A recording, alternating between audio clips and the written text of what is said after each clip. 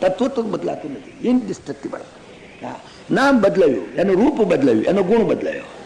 પાટિયા આટાનો ગુણ જુદો હતો, ખુરશીનો ગુણ જુદો, બેવાના કામમાં આવે, પાટિયું ના કામમાં આવે. ગુણ બદલાયો, નામ બદલાયું, રૂપ બદલાયું. નામ રૂપ અને ગુણ જેને બદલાય એ વિકારી, જેનું નામ રૂપ અને ગુણ ના બદલાય એ નિર્વિકારી, એ પરમાત્મા, એ ચૈતન્ય બ્રહ્મ જે કહો તે.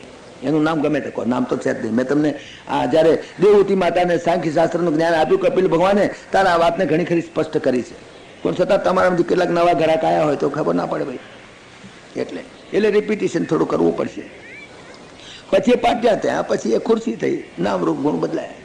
ખુરશી થઈ પછી ખુરશી તૂટી ગઈ એટલે દંડિકા થયા, પછી ચૂલામ ગાલવાના થયા, પછી એ દેવતા થયો, પછી રાખ થઈ, પછી રાખ મળી ગઈ, થઈ પૃથ્વી તત્વ. એવી રીતે પાણીનું પણ એક બિંદુ તમે ડિસ્ટ્રોય કરી શકો નહીં. તમે બહુ બોલતો એને પાણીને બહુ બાળો તો એને વરાળ થઈ જાય, અગર તો એને ઠંડી આપો તો બરફ થઈ જાય. પણ પાણી તત્વ એઝ ઇટ ઇઝ એ કોઈ ડિસ્ટ્રક્ટેબલ નથી, વિકારી છે, બ્રહ્મ નિર્વિકારી છે. આ પંચ મહાભૂતો છે એને મેં ગુરુ કર્યા. પૃથ્વી પાણી તેજ વાયુ આકાશને મેં ગુરુ કર્યા. પછી 5 તન માત્રાઓ એને મેં ગુરુ કર્યા. જો સમજો વાતને, 5 તન માત્રાઓ છે. કઈ તન માત્રાઓ? પૃથ્વી તત્વમાંથી પેદા થયેલી ઘ્રાણેન્દ્રિય અને એનો વિષય ગંધ. આ ગંધ તનમાં વિષય કહેવાય. વિષય જેને આપણે કહીએ છીએ એને વેદાંતમાં તન માત્રા કહે છે. તન માત્રા કોઈ જુદી વસ્તુ નથી, અઘરો શબ્દ છે એવું લાગે. ઇન્દ્રિયોના જે વિષયો, આંખ, કાન, નાક, જીભ, ત્વચા, આ 5 જે ઇન્દ્રિયો છે, તો તમે જાણો છો, બનતા જાણતા જ હશો કે 5 જ્ઞાનેન્દ્રિયો છે. આ 5 જ્ઞાનેન્દ્રિયો એ 5 તત્વોમાંથી, એના સત્વગુણથી પેદા થયેલી છે. અને એ 5 જે પંચમહાભૂત 5 તત્વો, એના જે ગુણ, શબ્દ, સ્પર્શ, રૂપ, રસ, ગંધ, એ જ એના સત્વગુણથી જે 5 ઇન્દ્રિયો પેદા થઈ, એના આ ગુણ બની ગયા, એના એ વિષય બની ગયા. પેલાનો ગુણ, આનો વિષય. તો 5 વિષયો કયા? શબ્દ, સ્પર્શ, રૂપ, રસ અને ગંધ, ઇન્દ્રિયોના 5 વિષય બની ગયા. શબ્દ કાનનો વિષય, સ્પર્શ સ્પર્શેન્દ્રિયનો વિષય. એવી રીતે 5ના વિષયો, એ વિષયો જે આપણે શબ્દ વાપરી છે એને જ વેદાંતની અંદર તન માત્રા કહે છે. 5 તન માત્રાઓ મેં ગુરુ કર્યા. હવે ગુરુ કર્યા એમાં આ બધું ડિટેલ આવશે, કેવી રીતે આ વાત થાય છે. 5 મહાભૂતને મેં કર્યા, 5 તન માત્રાઓને કરી, 10 ને એક સૂર્યને મેં ગુરુ કર્યો, 11 એક ચંદ્રને ગુરુ કર્યો, 12 તો આ થઈ ગયા. હવે બાકીના 12 કયા કર્યા? મેં એક ઓલાને ગુરુ કર્યો, પછી એક અજગરને ગુરુ કર્યો, પછી એક સમુદ્રને ગુરુ કર્યો, પછી 16મો ગુરુ કર્યો પારધી, 17મો ગુરુ કર્યો પિંગળા નામની વેશ્યા. બોલો, વેશ્યાની ગુરુ કરી. એમાંથી જ જાણવા મળે. ગુરુ ગમે તે કરો, સજ્જન પણ ગુરુ થઈ શકે, દુર્જન પણ ગુરુ થઈ શકે. કેમ ના થાય? સજ્જન શું કરવું એ શીખવાડે છે, દુર્જન શું ના કરવું એ શીખવાડે છે. ગુરુ થયો કે નહીં? સજ્જનને પણ ગુરુ કરો, શું કરવું એ શીખવાડશે. દુર્જનને ગુરુ કરો, શું ના કરવું એ શીખવાડશે. આ સુખી કેમ થયો? સજ્જન છે. આ દુઃખી કેમ થયો? દુર્જન છે. તો દુર્જને શીખવાડ્યું કે દુઃખી થવું તો આ કરજો, સુખી થવું તો આ કરજો. તો દુર્જન પણ ગુરુ થઈ ગયો. એમાંથી પણ કંઈક જ્ઞાન પ્રાપ્ત કરો. દરેક વસ્તુ બાળકમાંથી પણ પ્રાપ્ત કરો. તો પિંગળાને, વેશ્યાને પણ ગુરુ કરી. 18મો ટીંટોડીને ગુરુ કરી. ટીંટોડી પેલી આવે છે ને પક્ષી. 19મો મેં એક બાળકને પણ ગુરુ કર્યું, આટલું નાનું બાળક, એ પણ મને ગુરુ કર્યું. 20મું કન્યાને મેં ગુરુ કરી. 21મું મેં એક બાણ બનાવનારને ગુરુ કર્યો. 22મું મેં એક સર્પને ગુરુ કર્યો. 23મો મેં કરોળિયાને ગુરુ કર્યો. અને 24મો મેં ભમરીને ગુરુ કર્યો. એમ 24 ગુરુ મેં કર્યા. 25મો ગુરુ કોણ કર્યો હું પછી કહીશ. પણ આ 24 ગુરુની વાત પહેલી સાંભળો, ધીમે ધીમે સાંભળવા જેવી છે. કારણ કે પંચમહાભૂતને પહેલા ગુરુ કર્યા, એમાં શું શીખ્યા? કહે છે કે જો મેં પહેલી વાત કે પૃથ્વી તત્વને ગુરુ કર્યું.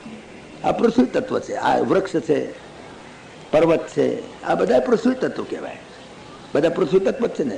આ લાકડું છે પણ પૃથ્વી તત્વ જ છે ને છેવટે તો. એટલે એમને મેં ગુરુ કર્યા કે તમે જુઓ કે આ પૃથ્વી જુઓ તમે. બધા લોકો પગ તળ દબાવે છે, બધા લોકો એની ઉપર મળમૂત્ર કરે છે, પણ પૃથ્વીનો તમે જુઓ સ્વભાવ, ક્ષમા, કેટલી બધી ક્ષમા. પૃથ્વી માતા કહે, એટલા માટે આપણે પૃથ્વીને માતા કહીએ છીએ. પૃથ્વીને માતા કહીએ છીએ. કુદરતના તમામ પ્રોડક્ટને આપણે માતા કહીએ છીએ. એટલા માટે કે પૃથ્વીની અંદર ક્ષમા છે. તમે જો વૃક્ષો તો ઊભા છે, બિચારા એક પગે ઊભા છે. શિયાળામાં ટાળ વાય છે, કોઈ એને રજે ઉડાડતું નથી. ઉનાળામાં એને ગરમી લાગે છે, કોઈ એને બિચારાને વાયરો નાખતું નથી. ચોમાસામાં એને વરસાદ આવે છે, પણ છતાંય કોઈ દાડો એ બિચારા એમને કોઈ છત્રી ઉડાડતું નથી. અને છતાંય ફળ આપે છે. છતાંય તમે કોઈ વૃક્ષ પાસે જઈને ઉભા રહો તો તમને પૂછશે નહીં કે તમે સજ્જન છો કે દુર્જન છો, તમે બ્રાહ્મણ છો કે ભંગી છો, કશું નહીં પૂછે. આવો આવો આવો, હું તમને સોયડો આલીશ, બેહો મારા સોયડે, તમને ઠંડક આપીશ. અને થોડી વાર બેસો ને તો એકાદી કેરી પણ આપીશ. હા, અને એથી વધારે જો જોડિયા મારશો તો 4-5 આલીશ. બોલો, પણ એ આંબો કોદાડ એમ નહીં કે આટલી બધી કેરીઓ લઈ જાઓ તો અધમણ કેરી મારા હારું રાખો, મારા અથવાણું નાખવા જોઈએ નહીં કે. તો પૃથ્વી તત્વ કેટલું ઉપકારક છે. એવી રીતે પર્વતો, એવી રીતે જે પૃથ્વી તત્વ દેખાય છે બહુ ઉપકારક છે. માટે કરીને પૃથ્વી માતાને પગે લાગવું રોજ હવારમાં.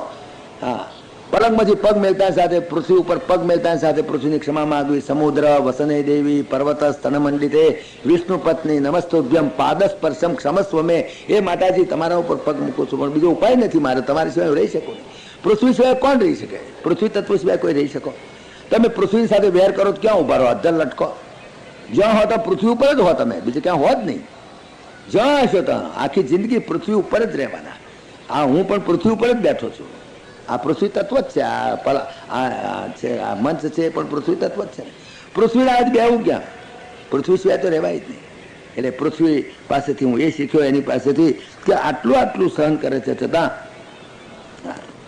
પરોપકારાય ફલંતિ વૃક્ષા પરોપકારાય દુહંતિ ગાવા. જો બધા પરોપકાર કરે છે, પરોપકાર માટે છે. પરોપકારાર્થમ ઇદમ શરીરમ. આ શરીર પણ તમને મળ્યું છે, પૃથ્વી તત્વનું બનેલું છે, તો એ પણ પરોપકાર માટે વાપરો. આ બધું હું એની પાસેથી શીખ્યો. પછી હું વાયુ તત્વ પાસેથી શીખ્યો.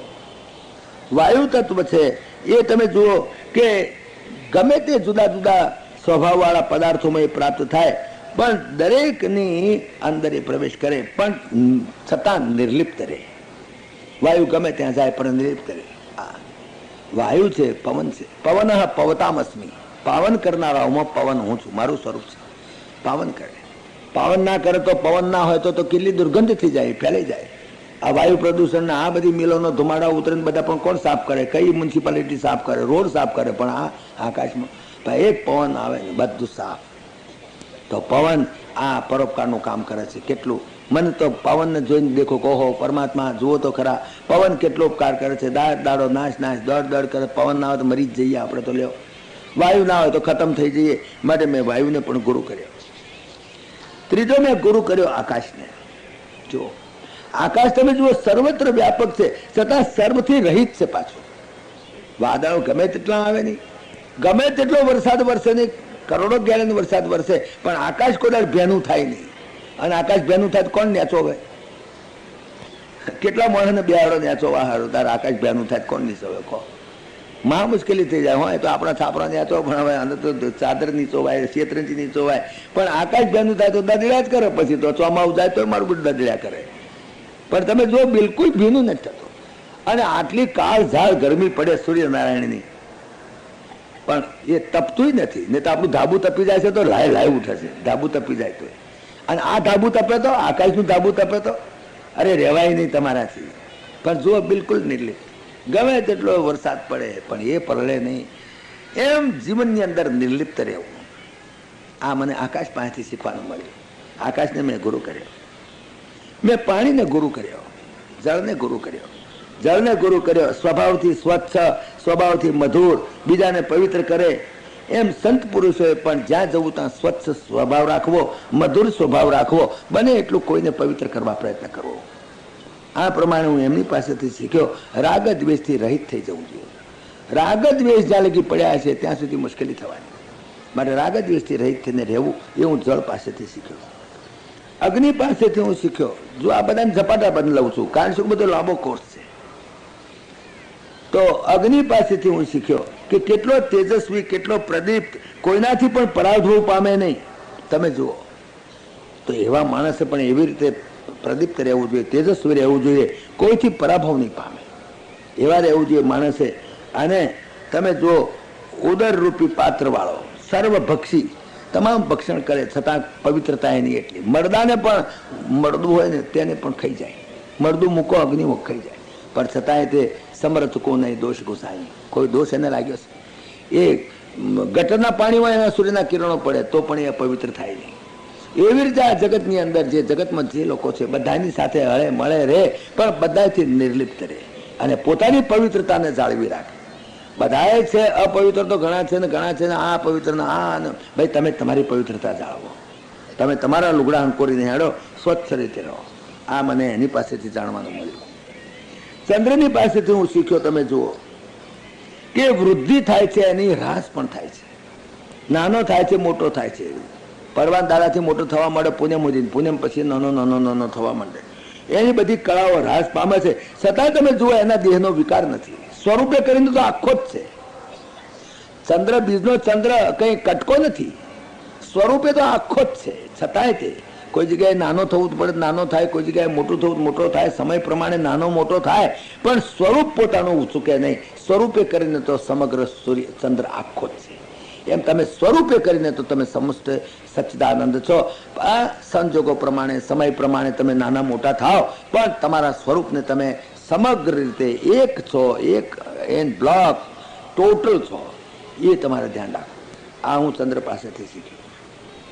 સૂર્ય પાસેથી હું એક વાત શીખ્યો કે સૂર્ય 8 મહિના સુધી પાણી ઉપર લઈ જાય છે. કેટલા બધા ગેલન પાણી ઉપર લઈ જાય છે સૂર્ય. એટલે બધા ઊંચે ચડાવવું હોય, કોઈ રોમલો રાખ્યો હોય ચોથે મારે પાણી ચડાવવા તો શું પગાર લે? વગર પગારે કરોડો ગેલન પાણી ઉપર ચડાવી દે છે. એની વખારમાં હંગરી રાખે પાછો, 8 મહિના હંગરી રાખે પાછો. નહીં તો વખારે કોણ જાણ ક્યાં દેખાતું નથી અત્યારે તો જો પાણી ક્યાંય. અને ચોમાસું છે ભમમ કરતું પાણી ક્યાંથી આવ્યું? એકદમ પાણી હમણાં ચડી ગયું હતું આવ્યું. પણ 8 મહિના સુધી હંગરી રાખે, પણ પાછું એની પાછી એની દાનત ખોરી નહીં, પાછું જેટલું લે એટલું હાલે.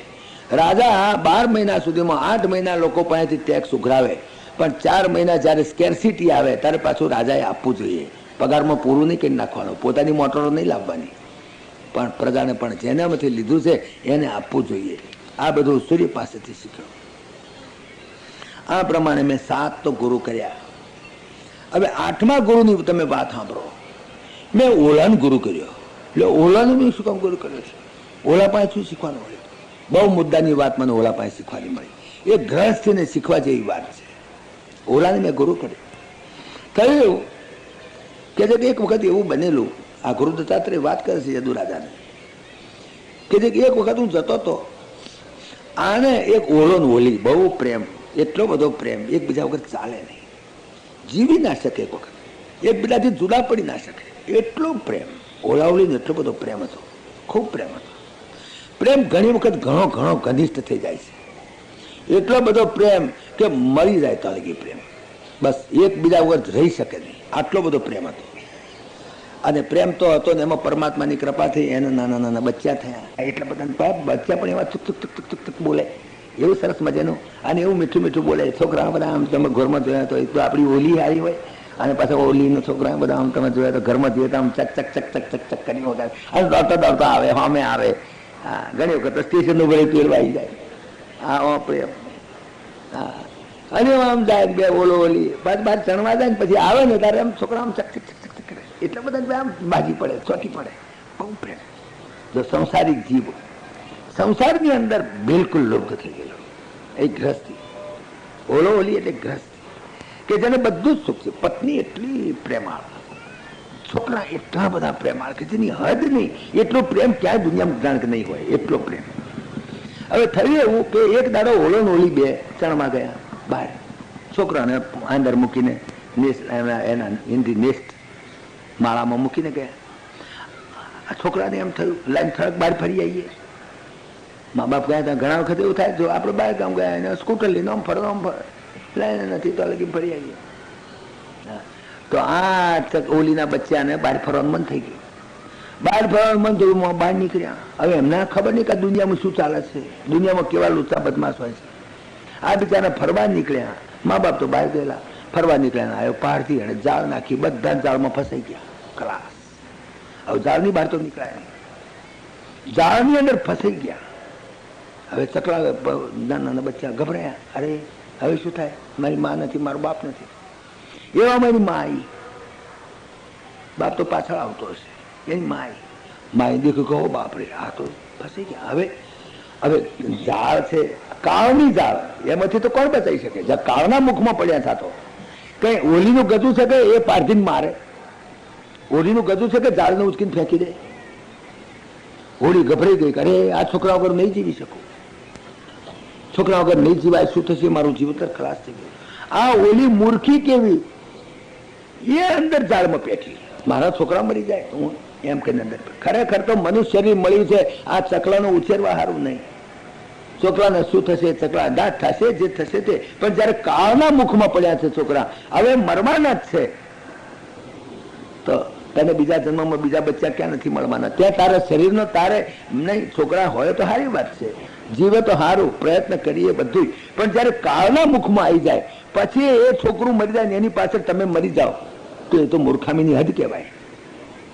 કાળના મુખમાં એ પડ્યા છે, હવે એને બચી શકવાની કોઈ શક્યતા નથી, તો એને બહાર ઉભા રહેવું જોઈતું હતું. પણ એને મૂર્ખામી શું કરી, અંદર પડી.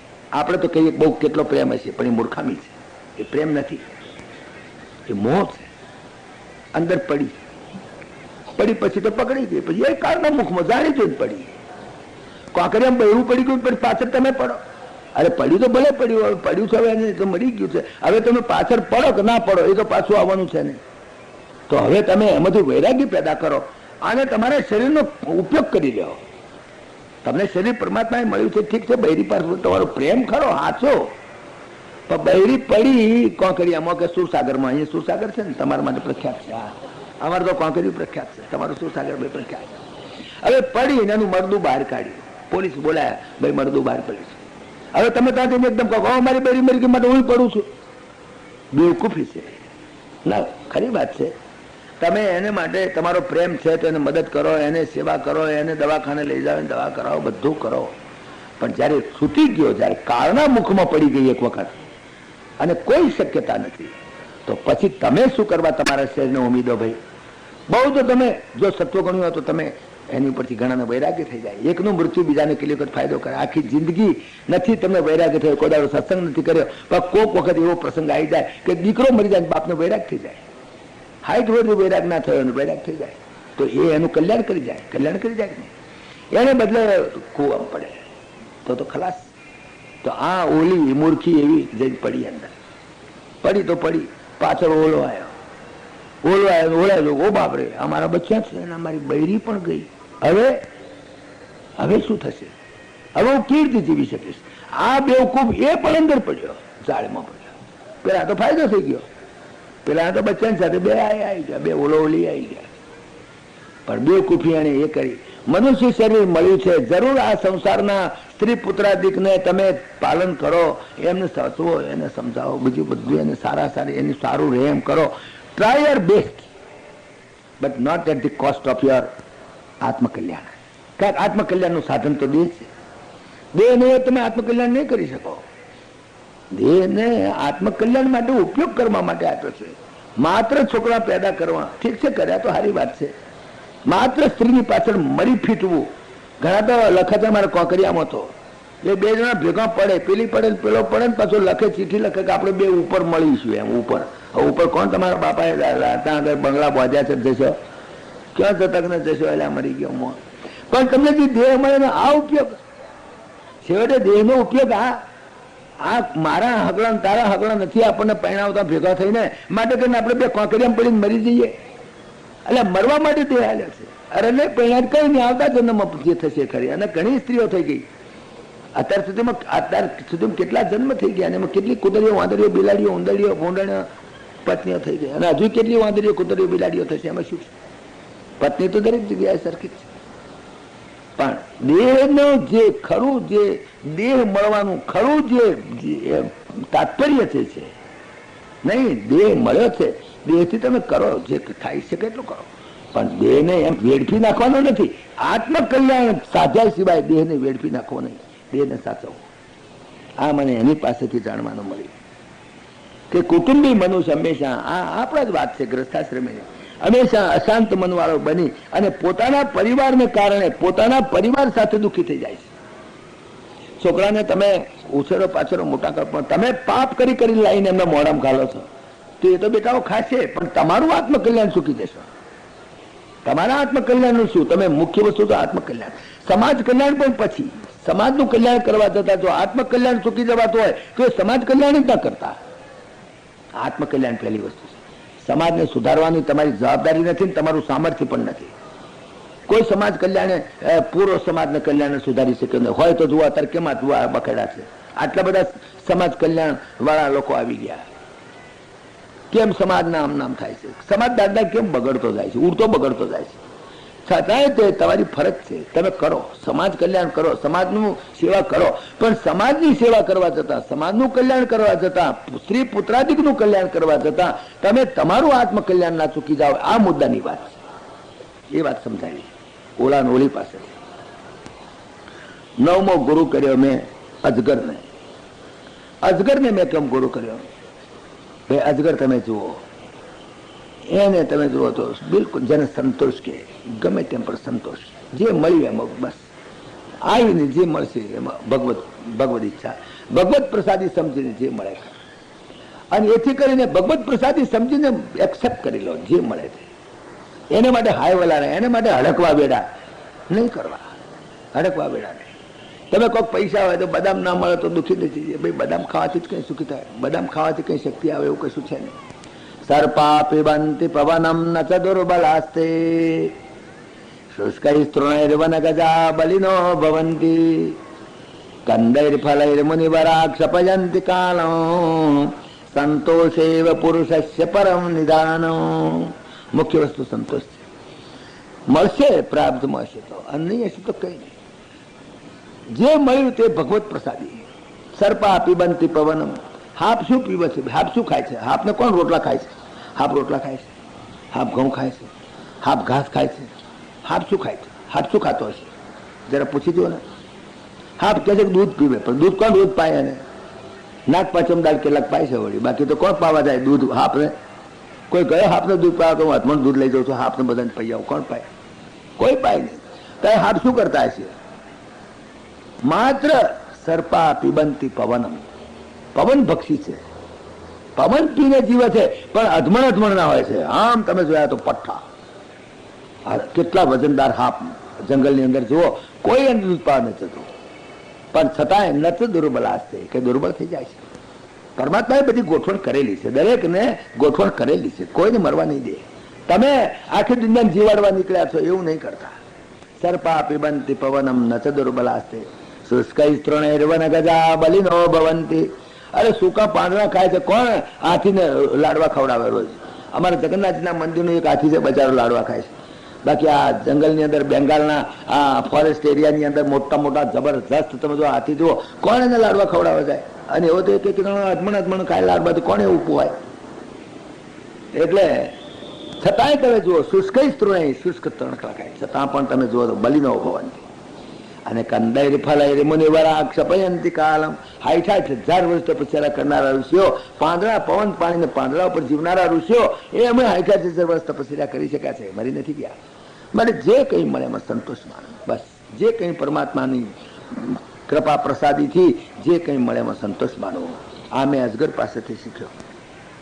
મેં 10મો ગુરુ કર્યો સમુદ્રને. સમુદ્રને ગુરુ કર્યો. સમુદ્રને જુઓ, તમે જુઓ કેટલી પ્રસન્નતા. અરે તમે જુઓ કે કરોડો ગેલન પાણી ઠલવાય છે દરેક પ્રત્યેક ક્ષણે, દરેક સેકન્ડે કરોડો ક્યુસેક્સ પાણી, કરોડો ગેલન પાણી અંદર જાય છે, પણ સમુદ્રની સપાટી એક ઇંચ ઊંચી થતી નથી. તમે જુઓ, બિલકુલ એ જ અંતઃકરણની સપાટી. ગમે તેટલા સુખો આવી પડે તો પણ જેની સપાટી, અંતઃકરણની સપાટી બિલકુલ સ્થિર.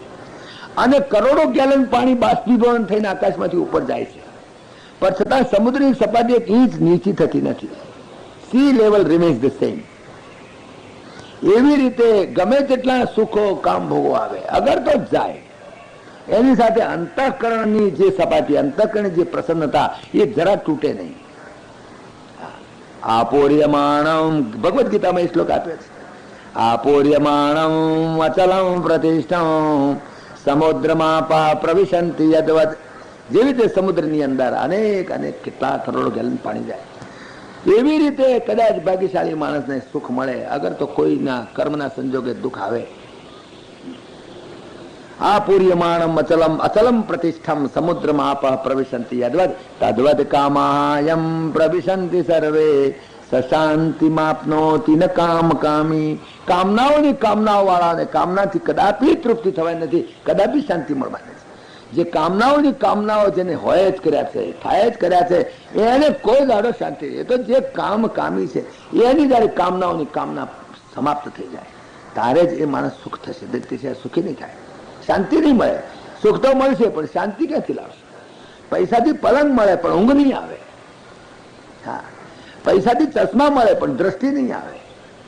પૈસાથી ઘઉં મળે પણ ભૂખ નહીં લાગે. પૈસાથી તમે સુખ ખરીદી શકશો, આનંદ નહીં મળે. આનંદ એ નીચી વસ્તુ છે. તો સમુદ્ર જેવી રીતે પોતાની પ્રસન્નતાને જાળવીને હરિઓમ હરિઓમ બોલ્યા કરે છે, આખો દાડો ઓમ ઓમ બોલે છે સમુદ્ર. બસ આ જ એનો ચિત્કાર છે. તો એવી રીતે તમે પણ, હું સમુદ્ર પાસેથી આ વાતને શીખ્યો, એને મેં ગુરુ બનાવ્યો, 10મો ગુરુ. 11, 12, 13, 14, 15 એ 5 ગુરુ મેં બનાયા. પંચ તન માત્રાઓ, આ 5 તન માત્રાઓનો જે ગુરુ બનાવ્યો એ ગરુડ પુરાણની અંદર પણ આનો ઉલ્લેખ બહુ સુંદર છે. ગરુડ પુરાણમાં પણ છે. ગરુડ પુરાણની અંદર એક અલૌકિક શ્લોક છે. તમે તો ગરુડ પુરાણ સાંભળવા જતા હશો. કોણ સાંભળે છે? કાકો ભાઈ કોઈ નહીં. કોકનો બાપો મરી જાય છે તારે શું કરે છે? ગરુડ પુરાણ બેહાડે છે. તે વખતે વ્યવહાર ખાતર જવું પડે, પોથી ઉપર રૂપિયો મેલી આવે. કારણ કે મારો બાપો મરી જાય ત્યાર પાછો એ પોથી પર રૂપિયો મેળવા પર નોંધ રાખે કે એનો બાપો મરી ગયો તો મેં રૂપિયો મેલ્યો, તો મારો બાપો મરી જાય ત્યારે રૂપિયો મેલી જાય છે કે નહીં. એક વ્યવહાર થઈ ગયો છે. બાકી રીતે મોકલી પેલા જો પોથી આ ગરુડ પુરાણ વંચાય છે. જ્યાં હું જઉં છું જોઉં છું 2-4 ડોસીઓ બચારી છાકરીની ડાબલીઓ લઈને બેઠી હોય છે, બાકી કોઈ આવતું નથી ગરુડ પુરાણ. તે ઘરમાંથી છોકરો છોકરાની બહુ ધકાટીને કાઢે તારા આવે છે કે આ કચરો જાય સારું 2 કલાક શાંતિ. અને ડોશિયા ગરુડ પુરાણ નથી સાંભળતી. છોકરા અને વહુનું નિંદા પુરાણ કરે છે બેઠી બેઠી, બીજું કઈ કરતી સેંકડીના સડાકા મારતા મારતા. પણ ગરુડ પુરાણ કેટલું અલૌકિક છે તમે જો કે કેમ નક્કી કર્યું? મરનાની પાછળ ભાગવત અને ગરુડ પુરાણ બે બેહાડે. ગરુડ પુરાણની અંદર રહસ્ય બતાવ્યું છે કે આ ઇન્દ્રિયોના વિષયો માણસને કેવા ફસાઈ દે છે, એનું આબેહૂબ ચિત્ર આપ્યું છે ગરુડ પુરાણની અંદર. ગરુડ પુરાણના ઘણા તો આપણા બધા ભણેલા કહેવાતા ભણેલાઓ બધા એને નિંદા કરે છે. ગરુડ પુરાણ ગપ્પા સ્ટ્રક્ચર ગપ્પા છે. ગપ્પા નથી. અને ગપ્પા હોય તો હાથા ગપ્પા છે. મેં તમને ત્યાં દાખલા લો, મારા છોકરાનું ગપ્પું મારું દૂધ પીને તો હું પોલીસ વાળાને બોલાવું છું. કારણ કે તમોગુણી જીવ છે, એ નહીં પીવે દૂધ તો એને બીક બતાવીને પાવું પડે. રજોગુણી જીવ હોય તો એને લાલચ બતાવે, દૂધ પીધા હું તને સાયકલ લાવી દઈશ, હું તને પેન્સિલ લાવી દઈશ, હું તને મોજા લાવી દઈશ. તો રજોગુણી જીવને એવી રીતે સન્માર્ગે વાળવો છે. સત્વગુણી જીવ હોય એમ જ કહેવાનું દૂધ પીશો પ્રોટીન છે, શરીર સારું થશે, તારું સુધાર થશે. એટલે તમોગુણી જે જીવો છે એને બીક બતાવવી પડી છે, પણ એ બીક બતાવીને જૂઠું બોલીને બીક બતાવવી પડે. પોલીસ વાળો પકડી જશે, જૂઠી વાત છે કે પોલીસ વાળો પકડી જતો હશે. દૂધ ના પીવે કઈ ગુનો છે? પણ સદા જૂઠું બોલો એ બાપો. મોટો થાય છોકરો તારે એમ નહીં કે મારો બાપો જૂઠો હતો, કે છે કે મારા બાપાએ સારું કર્યું એમ કરીને દૂધ પાયું તો મારું અત્યારે મારું શરીર તો સારું છે. એમ વ્યાસનારાયણે કદાચ જૂઠું બોલવાનું જોખમ લીધું છે તો પણ જીવાત્માના કલ્યાણ માટે કર્યું છે. હા, બીક બતાવીને પણ સન્માર્ગે વાળવા. જો આપી દે ને તો ઇન્કમ ટેક્સ વાળો લઈ જશે, એના કરતા ગાયનું દાન કર, ગાયનું દાન કર. નહીં તો જો ગાયનું દાન કરીશ ને તો તાર પેલી લોહીની પાતની નદી આવશે ને તારી ગાય તને પૂંછડું ઝાલીને નીકળી જઈશ તો તને. હવે ક્યાં ત્યાં ઉપર ગાય જવાની હશે ને પૂંછડું ઝાલવાનું છે ને બધી વાત મેળવવાની, ક્યાં આકાશમાં લટકશે તો કશું નહીં. પણ છતાંય તે એ બાને સમાજમાંથી ત્યાં લીધું છે તો સમાજમાં કંઈક આપતું, કંઈક આપ. તું મરી જઈશ તારે તારો છોકરો હાલશે, એ મરી જઈશ તારે એનો છોકરો હાલશે. ચાલો ભાઈ તું ના હાલું, તારા છોકરાને પાસે અપાવો. પણ સમાજમાંથી ભેગું કર્યું, તારો બાપ મરી ગયો આટલું ભેગા કંઈક હશે સમાજમાં કંઈક આપતું. આ મુખ્ય ભાવ છે. પણ ગરુડ પુરાણની અંદર એક એક જીવ કેવી રીતે ફસાય છે એનું આબેહૂબ વર્ણન આપ્યું છે. બહુ સુંદર વર્ણન આપ્યું છે. ગરુડ પુરાણ વાંચવા લાયક છે. જિંદગીમાં ઉપર જતા પહેલા એકવાર વાંચીને જજો. પાછળ છોકરા પાછળ બેહાર છે ને તેમાં મેળ નહીં પડે. જાઓ તો પહેલા અહીંથી જ આવતા નહીં, ફાઇનલી જ આવતા રહે. પણ એક વખત વાંચીને જજો ગરુડ પુરાણ. ગરુડ પુરાણ ની અંદર એક શ્લોક આવે છે, કોરંગ માતંગ પતંગ મીના ભૃંગાતા પંચ બિરેવ પંચ એક એક જીવાત્માને એક એક ઇન્દ્રિય કેવી રીતે ફસાવે છે. તમારી દુશ્મન તમારી ઇન્દ્રિયો છે. તમે તમારી ઇન્દ્રિયોમાં જ ફસાવશો. એક એક જીવ કેવી રીતે એક એક ઇન્દ્રિયની અંદર ફસાય છે એનું આબેહૂબ વર્ણન આપ્યું છે. એક એક ઇન્દ્રિયની અંદર એક એક જીવ કેવી રીતે ફસાય છે એનું આબેહૂબ વર્ણન આપ્યું છે. બહુ સુંદર વર્ણન આપ્યું છે. એને પહેલો દાખલો જો 5 ઇન્દ્રિયો છે એ તો તમે જાણો છો. શબ્દ, સ્પર્શ, રૂપ, રસ, ગંધ એના 5 વિષયો છે. અને 5 ઇન્દ્રિયો આ જે જ્ઞાન ઇન્દ્રિયો, આ ઇન્દ્રિયો જીવને ફસાવે. જીવ માર ખાય છે ઇન્દ્રિયોથી. હું તમને એક વાત કહું. એક 2 જણા હતા ને, 2 જણાએ કેરી જોઈ. કેરી પડી હતી આંબાની છે. 2 જણાએ જોઈ, પણ એ 2 જણા લેવાના નાઠા નહીં. જોઈ ખરી એમણે 2 જણાએ, પણ એ કેરી લેવાના નાઠા. પણ બીજા 2 જણા નાઠા કેરી લેવા. બીજા 2 જણા નાઠા. હવે જે 2 જણા કેરી લેવા નાઠા ને એમણે કેરી ના લીધી નહીં, પણ બીજા 2 જણાએ લીધી કેરી. બીજા 2 જણાએ કેરી લીધી, પણ એ 2 જણાએ કેરી લીધી ખરી, પણ ખાધી નહીં. ખાધી બીજા 1 જણાએ અને માર ખાધો બીજા 1 જણાએ. આ વાત કેવી વિચિત્ર. આ 2 વાંખોએ કેરી જોઈ આ 2 જણાએ 2 વાંખો, પણ એ 2 વાંખો દોડી નહીં. દોડ્યા 2 વાટ્યા કેરી લેવા, 2 વાટ્યા દોડ્યા. એ 2 જણા લેવા દોડ્યા ખરા, પણ એ 2 જણાએ લીધી નહીં. લીધી આ 2 જણાએ 2 હાથે લીધી કેરી, અને ખાધી મોડાય અને માર ખાધો બૈડાય. આ સ્થિતિ. આ જીવાતમાં માર ખાય છે કરે છે આ ઇન્દ્રિયો.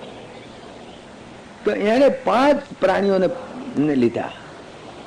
કુરંગ, માતંગ, પતંગ, મીના, ભૃંગા. 5 પ્રાણીઓ લીધા. પેલા કુરંગ. તમે જો કુરંગ એટલે અરણ્યો આમ તો પકડમાં નહીં આવે. કદાપી તમે ગમે તેટલા પકડો દોઢ મેળો મોટા મોટા રાજાઓને ભૂલા પાડી દે, પણ અરણ્યું હાથમાં નહીં આવે. પણ એ અરણ્યાની કર્ણેન્દ્રિય એટલી બેઠેલી, એનો શબ્દ નામનો વિષય એટલો બધો વકરેલો, ભયંકર વકરેલો, કે એ અરણ્યું કોઈના પકડમાં ના આવે. પણ જ્યાં સંગીત ગવાતું હોય ને સુંદર ફસકલાસ, મેરા મન ડોલે તેરા મન ડોલે, તો જઈને રેડી આગળ બે જાય. સીધો તો બે જ રે, ભણવાનું જાય ને બધું જાય. કર્ણેન્દ્રિય એટલી બેકેલી કે કોકની નિંદા થતી હોય કે તરત કોણ મળ્યું, શું બોલ્યા તમે, તરત કોણ હળવાથી જાય. એની કર્ણેન્દ્રિય એટલી બેકેલી, એનો શબ્દ નામનો વિષય એટલો બધો વકરેલો કે એ અરણ્યું કદાપી હાથમાં ના આવે. એ અરણ્યું કામ બકરાઈ માં ફૂકમ બે જાય અને એનો પારધી આવીને પકડી અને એના નાભીમાંથી જે શું થાય ને, નાભીમાંથી જે કસ્તુરી, નાભીમાંથી કસ્તુરી કાઢી લે. આખી જિંદગી બરબાદ થઈ જાય. આખી જિંદગી બરબાદ. બસ આખી જિંદગી ખલાસ થઈ ગઈ. એક કર્ણેન્દ્રિય બેકેલી હો, એક જ. અને એનો વિષય શબ્દ નામનો વિષય વકરેલો. આ દશા. કોરંગ, માતંગ, આથી. આથી જે છે, જો આ 5 ઇન્દ્રિયોની વાત કરું છું, આથી જે છે એ આમ તો બંગાળના હાથી તમે જો પકડવા નહીં આવે. જબરજસ્ત હાથીઓ છે, ભયંકર હાથી, મારી નાખે. પણ એ હાથીની સ્પર્શેન્દ્રિય એટલી બેકેલી, એનો સ્પર્શ નામનો વિષય એટલો બધો વકરેલો કે એ હાથી કોઈની પકડમાં ના આવે. પણ એ હાથીની સ્પર્શેન્દ્રિય એટલે એની વીકનેસ લોકો જાણી ગયા કે આની સ્પર્શેન્દ્રિય બેકેલી છે. એટલે લોકો એની વીકનેસ જાણી ગયા. એટલે એ લોકો શું કરે, પકડવા હોય તો કે હાથીની એક હા એનું આબેહૂબ ચિત્ર રજૂ કરે. હાથીની આબેહૂબ હાથીની આમ, અને એ ચિત્ર મૂકે અને ત્યાં આગળ મોટો ખાડો કરે. ખાડા ઉપર હોંઠીઓ અને રાડા અને બધું નાખે, એટલે આમ ભોંય જેવું દેખાય. પછી પેલા હાથીની સ્પર્શેન્દ્રિય બેકેલી હોય. સ્પર્શેન્દ્રિય બેકેલી તો હાથીનો સ્પર્શ કરવા માટે દોટ મૂકે. એને ભણનારે કે હમણાં હું ખાડામાં પડીશ, દોડતો જાય જેવા ભામ દેતો ખાડામાં પડે, પેલી હાથીઓ તૂટી જાય, પડે, બસ પડ્યો, ખલાસ થઈ ગયો. પછી તેને દોયડા તણી બાંધીને કાઢે બહાર કાઢીને પછી સર્કસમાં વેચે. અડધો ભૂખ્યો રાખે ને બધાને સવામાં કરતો ફરે. બસ થઈ પતી ગયો. હા, એની દશા આવી, ગુલામી આવી ગઈ. એક સ્પર્શેન્દ્રિય કેટલી ગુલામ બનાવી દે. તમે જુઓ, આપણી 5 ઇન્દ્રિયો છે. સ્પર્શ એ તો તમે, હું નહીં કહું તમને, તમે જાણો જ છો. આંખ, કાન, નાક, જીભ અને ત્વચા એટલે સ્પર્શેન્દ્રિય. આ 5 ઇન્દ્રિયોમાં 4 ઇન્દ્રિયો તો આટલામાં જ છે. હે, આંખ, કાન, નાક, જીભ, આ 4 ઇન્દ્રિયો તો આટલામાં જ છે. એને તો આંખ બંધ કરીએ તો ઇન્દ્રિય બંધ.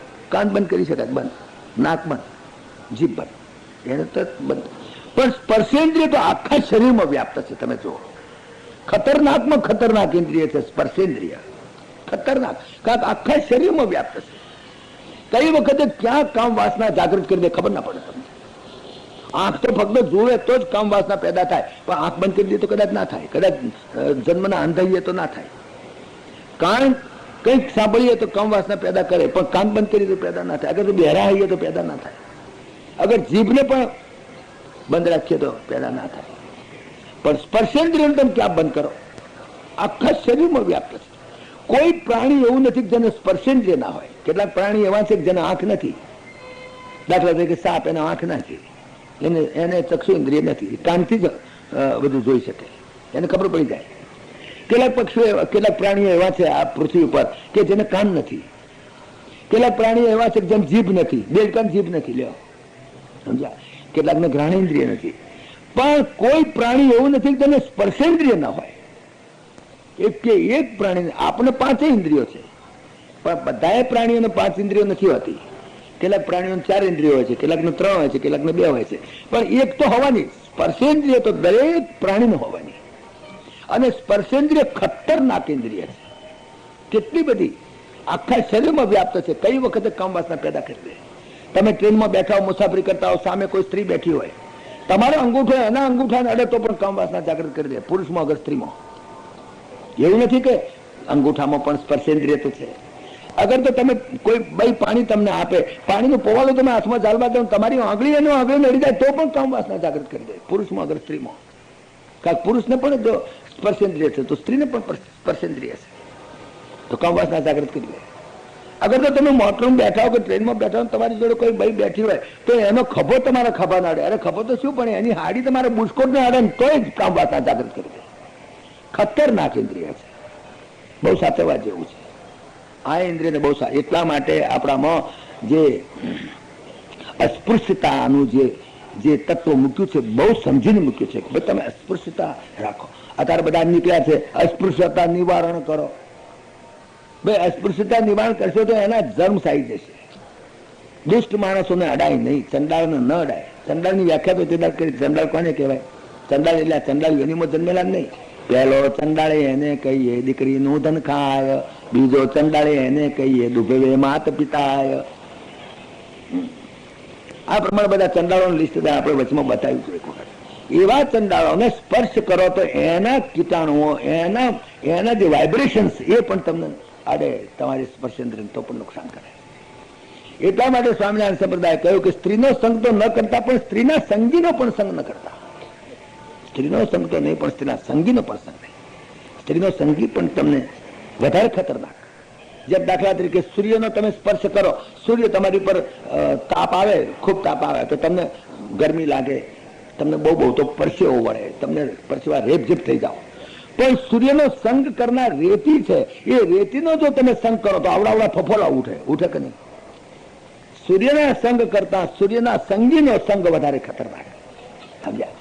સૂર્યનો સંગ કરો, સૂર્યના કિરણોથી તો તમને બહુ તો ગરમી લાગે, બહુ તો તમને બફારો વળે, બહુ તો તમને પરસેવા રેપઝેપ થઈ જાવ. પણ સૂર્યનો સંગ કરે છે એવી જે ગરમ થઈ ગયેલી રેતી, એનો જો તમે સંગ કરો તો મોટા ફોલ્લા ઉઠાડે તમને. એમ સહજાનંદ સ્વામીએ કહ્યું, સ્ત્રીનો તો નહીં, પણ સ્ત્રીના સંગીનો પણ સંગ ન કરશો. એટલા માટે સ્વામિનારાયણ સંપ્રદાય એટલા કડક નિયમો કર્યા કે 80 વર્ષની વૃદ્ધ ડોશી હોય, વૃદ્ધવા, એ 6 વર્ષના પુરુષ બાળકને અડે તો પણ એને પાસ કરવો પડે અને સ્નાન કરવું પડે. જ્યાં વિકારની કોઈ સંભાવના નથી, 80 વર્ષની વૃદ્ધ ડોશી અને 6 મહિનાનું પુરુષ બાળક, એને પણ અડી જાય તો પણ એને કેમ આટલા બધા કડક નિયમ કરી નાખ્યા? એનું કારણ આ છે, કળિયુગ છે અત્યારે. સહજાનંદ સ્વામીને કહ્યું તું તમે શું કરો? કે નહીં, કળિયુગ છે, અત્યારે નિયમની જરૂર છે. તમે વિચાર કરો કે ભગવાન પણ જુદા, એમના ઘનશ્યામલાલજી પુરુષોના જુદા અને સ્ત્રીઓના જુદા.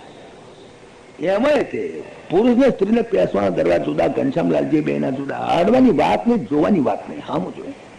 તો પર નારી લીલાર ગુસાઈ તેજવ ચૌથી કી ચંદ કી નાઈ. આ ભગવાન બોલ્યા છે. આ વિભીષણ બોલ્યો અર્જુનને, અરે પેલા રાવણને કેમ બોલ્યો કે પુરુષોને સ્ત્રીઓને જુદા કરી નાખે?